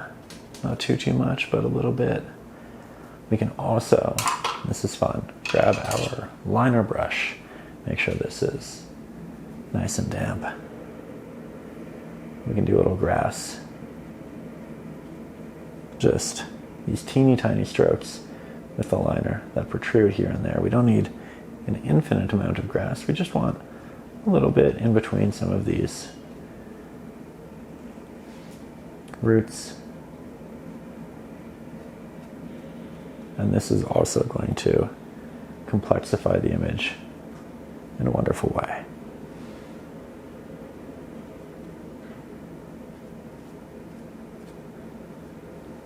Again, less is more, at least initially.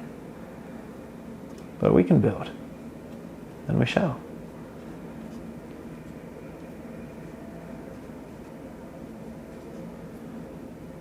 Little bits here and there.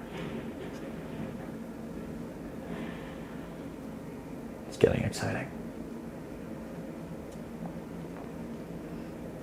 Curious. We're coming to the end of fall, and I think everybody loves doing little fall paintings around fall. You know, we get to work with all these oranges and beautiful colors. I'm curious what you've been working on. Have you been exclusively doing fall paintings over the last month? Or are you doing things that are a little more subtle in hue? Maybe misty scenes, kind of akin to this with greens and grays. Where's your passion been? What does that look like on the canvas? Or is this going to be your first painting of the fall? One of those things where I think it's a very great season for being creative, but it's also just a very busy season.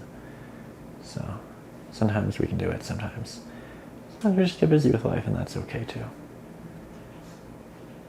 I feel like even when I'm not actively engaged in my hobbies, I like to watch YouTube videos of them because it helps me kind of stay mentally there and ready to jump back in at some point. Maybe that's you with these. And if so, I think that's great. So we have some grass, we have some leaves at the top and the bottom. Let's grab our larger flathead. We're going to mix a brand new pigment. That's going to be a brighter green. So titanium white, oxide, black, hooker's green. It's not the brightest green possible, but it is a fairly bright green. We'll grab our little flat-headed brush. We'll start implementing some of these leaves to be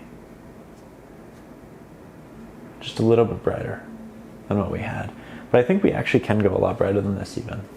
So what I'm going to do is I'm going to let this dry, because if we keep working wet on wet, it'll be difficult to really build those highlights. It's always going to amalgamate and kind of blend with that which we've had. So I'm going to let that dry, probably take 2 to 5 minutes, and then we'll jump back in with a new brighter mix and continue to add some highlights to our tree. Okay, so we are back. We've given this sufficient time to dry. That means we can make some highlights. Now I am going to go in with more of that same green, same titanium white, less Mars black. I think that we were close with our last mix, but it needed to be a little bit brighter. And that's an easy fix. So with that, we will grab our flat-headed brush.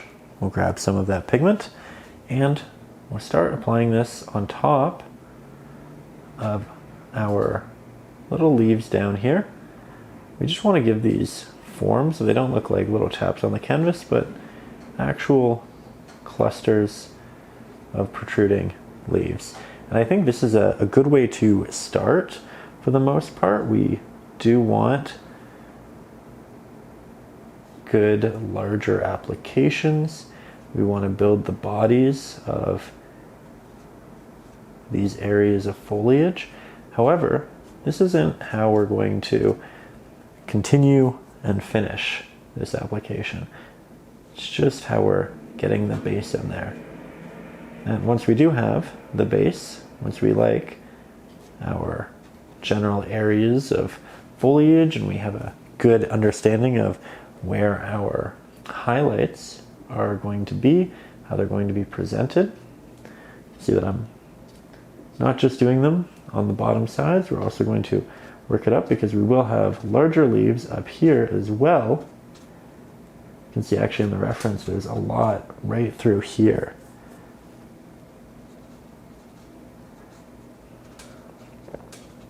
And this is fun.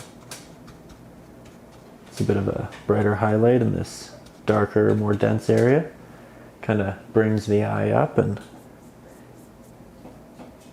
differentiates this space from this space. But once we have the majority of these applied and these areas of highlight mapped out, we are going to switch our brush back to the larger flat. We'll mix up a bit more of that same pigment because we know we like it. We know it works well. We'll make it fairly wide here on our palette, and then we're going to switch yet again on over to our fan brush. I'm going to make sure this is nice and damp so it becomes a soft bristled fan brush. And again, if you'd like to work with the exact same brushes that I do, there will be a link to my brush set in the video description. I use this brush set for all of the lessons here on the channel. So if you really like working with these videos, you get that brush set and you don't have to worry about having to pick up other brushes along your journey. Just keeps it simple. It's also a fairly limited brush set. There are only 5 different brushes in there, and that's because I think you don't really need that many brushes to make a great painting. If you know how to work with your brushes, you don't have to pick up too many of them. And I feel like often when we buy brushes, we buy so many extras, spend so much money we don't need to do buying this set and that set. And I didn't want to create a set where you felt like you were buying a bunch of brushes you just didn't need. So it's the essentials, it's what I work with. It's in the description. You can pick it up if you'd like to. And otherwise, right now you are working with a flat, or rather a soft bristled fan brush. We're going to go up here with these highlights, just like so. Tap those in. You can see we're really brightening up this area, which is fun. Working it into here, creating more separation between our highlights and our other foliage. When I look at the reference photo, I can see that there's a lot of distant highlights through here, and I'm doing my best to interject those.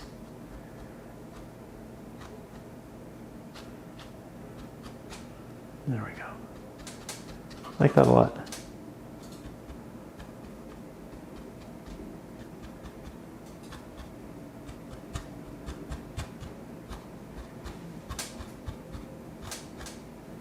Okay, so once we have a good base in that, we're going to take this brush, we're going to put it down yet again. We're switching back to the larger flat. We're here quite frequently. We're brightening our pigment again, this time, also adding a little bit of yellow so that as we brighten it, we retain saturation. We also warm it just a hint. It'll look good and cohesive with the tree that we have and the yellow in there. Then we'll grab our liner and the leaves that we really like, ones that we feel like are extra important. The sides of them that are going to catch more light, we just paint a slight little line following the edge of the leaf. And that should quickly help us build more depth, more structure, more realism in our piece.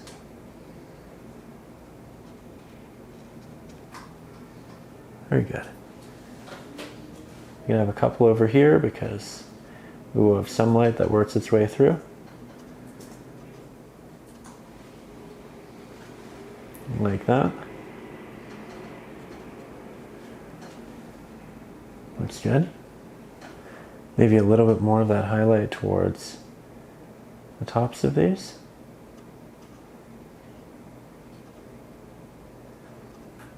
There we go.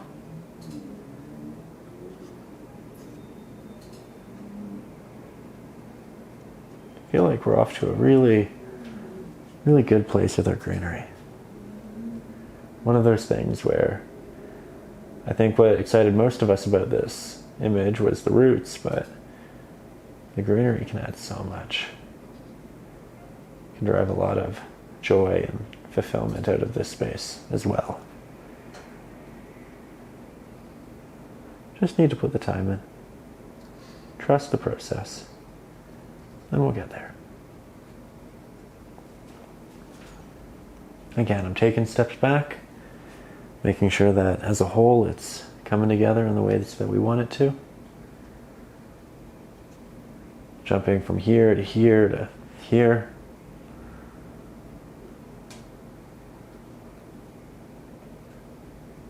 Still doing some really nice big guys towards the top.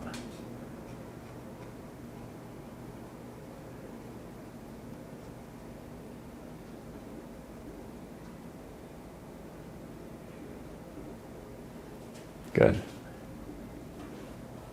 And if you do too much of it, like anything else, that's okay. You can always just go back in and reinstill the darker areas. So don't be afraid. Don't be afraid to try. A little more greenery and highlight back here.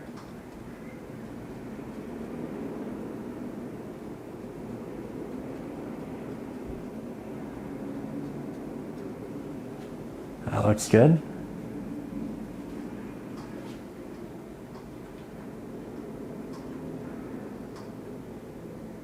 Can add some of this highlight into our grass towards the top of all of these little protrusions if we want to. But not down here, just in the areas that are close to the top, because they will get more light. You can also just tap on extra little bits of highlight and leaves through here. One of those things where we can save time and do it with a fan brush, and that's great for adding that randomization, making it look real, but then at some point you want to probably refine and go in with more intentionality, and that's when we go in with the liner. There we are. Okay. Now I think we actually head back to more of the darker mixes that we have, the mid greens, dark greens, and we can add a bit more of that through here. I want this area to be a bit darker on this side now. The more we expand and elaborate, the more I think I want the light through there to a greater degree. And how do we do that? We just make other areas of the painting a little bit darker. And we have the pigment on our palette from the leaves that we were just creating. So it's nice and cohesive with pre-existing applications.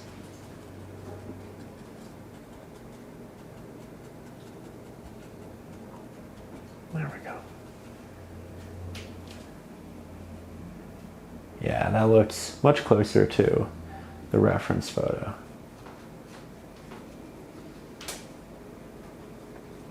Trying to imagine that this foliage is coming over here on this side.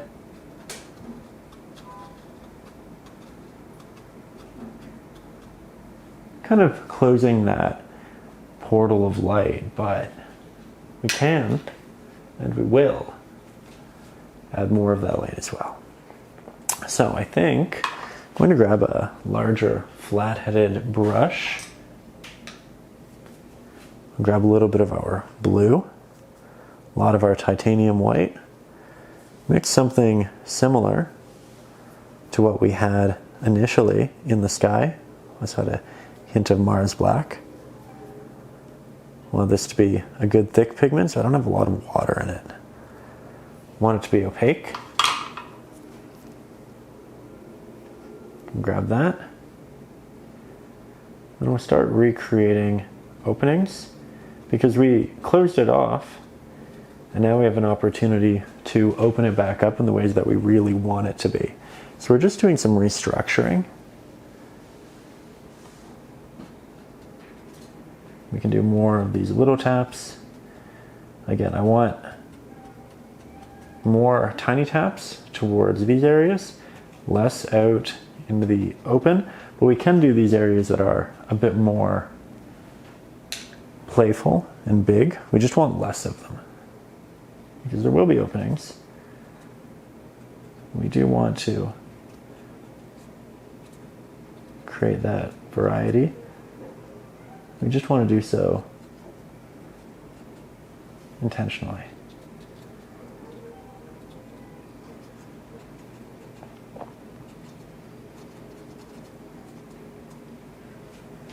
There we are. I like that progression a lot on that side. Let's do more over here.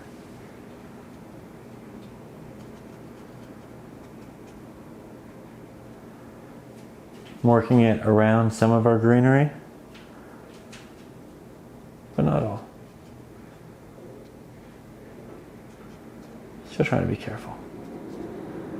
Trying to respect the leaves that we've created. And at this point, again, I'm very happy with most of it. However, I think that this is quite circular, and I think we can make it into a much more unique opening and shape. So what I'm going to do is I'm going to take that same liner brush, I'm going to take that highlight, and I'm going to create a larger opening right down here.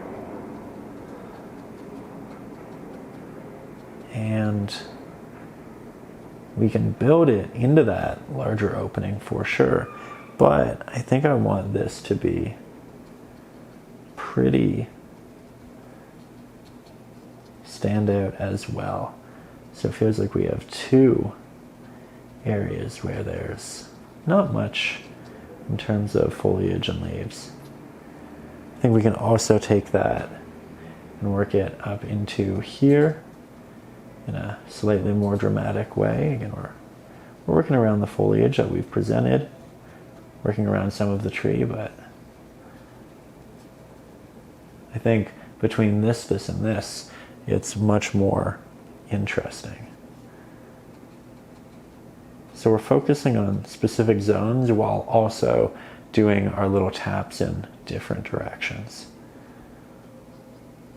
And with these applications, I'm not making my brush too watery.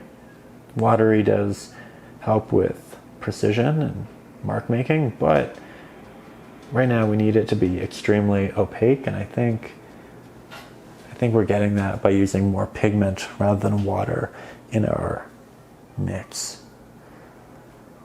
Let's also do a hint up here. Very good. Maybe break this up a little bit, like so. And then I'm looking at it, and I think we could have more foliage falling down as well. So let's take this brush, put that down for a second. We will pick up our other flat-headed brush, make a nice darker green, oxide black, titanium white, hooker's green, just like so. Oh, that's a lot of beautiful pigment. One of those things where, yes, we paint and we mix so that our pigments end up on the canvas and they look good there, but in addition to that, it's always really wonderful when you can look at your palette and say, I love that color. And right now, I love this color. So let's continue to bring it down. We'll work more of this foliage on top of this tree. Just create a bit more of a distinct silhouette, because before it was kind of a line, and now it's going to work down and be quite a bit more unique. I think by also having these softer applications behind it, we create an additional layer of depth. Yeah. I think that's a bus. Again, I love the city because you get all these unique fun sounds, all this energy. It just feels so alive. But right now we're escaping into this wonderful scene.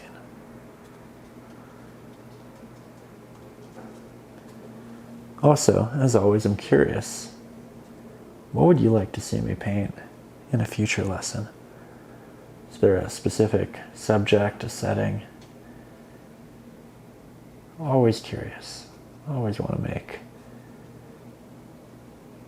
videos that I know people appreciate. There we go. I think that's much better. Okay. Good job. If you're painting along and you just created that less shelf-like appearance as well, then give yourself a little pat on the back, making your painting more dynamic and interesting. Trying to just diversify as we move out. I think it's going well. I think it's going really well. Might reinterject some darker leaves in through here. Not too many, just enough to break it up a little bit.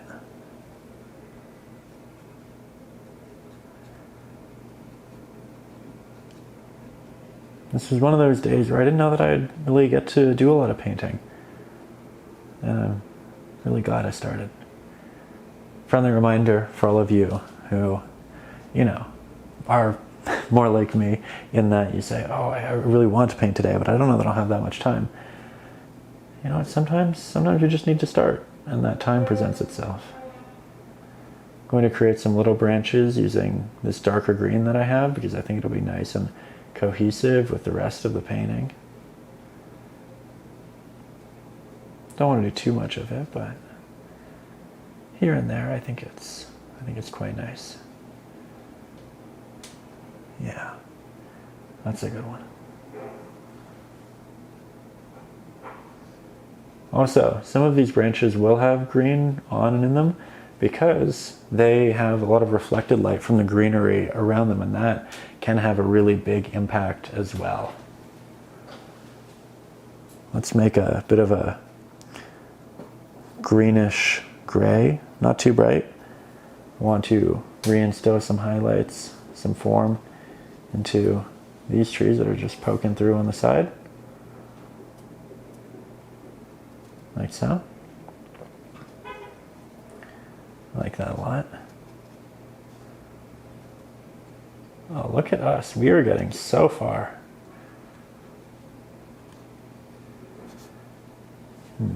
I like that. Lots of words of affirmation as we paint. Keeps us going, keeps us realizing what we like about painting. Keeps us feeling good. Maybe we create a darker branch as well. We work that up through here. Something to kind of keep the eye moving vertically in the piece in the way that it does on this side. I think it'll look really good cutting across some of these highlights. Yeah. I think it adds some nice form to this space. Taking lots of steps back, we can also go back and do lots of little taps and textures. Maybe reinstigate some highlights towards the bottom, because again, we kind of jump around a lot towards the end. We just try to make sure that everything's balanced. There's the right amount of detail, not too much, not too little. And I think we can do a little bit more highlight in our bottom of our trees. Maybe even here too. And this can have a bit more water on the brush because we do want a lot of intentionality. Yeah, I like the warmth. Would like to say a big thank you to everybody who's still here painting along with me today, or just listening, being a part of the community. I love making these videos. Today we tried a brand new style, and if you're here, that means you're very actively supporting the brand new style.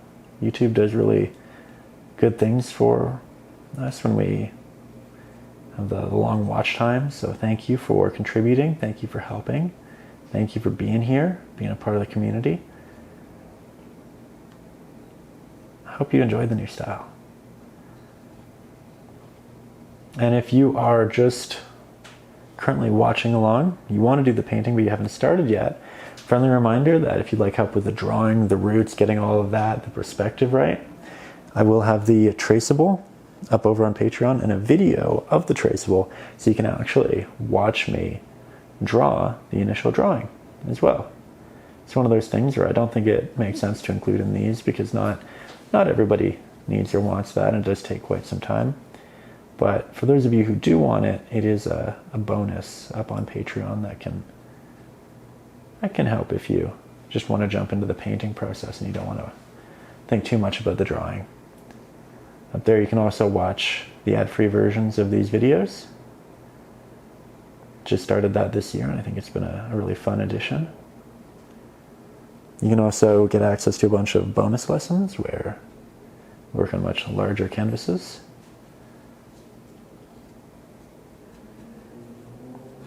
And again, it's just a great way of keeping the channel alive saying thank you. Don't feel like you have to. Please don't ever feel like you have to. But if you can, it's always very much appreciated. Adding some highlights to the darker branches that we incorporated. Just making them a bit more three-dimensional. Like so. Now again, we have a lot of these on this side. We have a couple over here. We have our primary tree taking the majority of the attention in the way that it should. Just add a hint more highlight down to some of these. We did that wash which darkened a lot of it and I like it, but we can now go back in and reallocate highlight however we wish.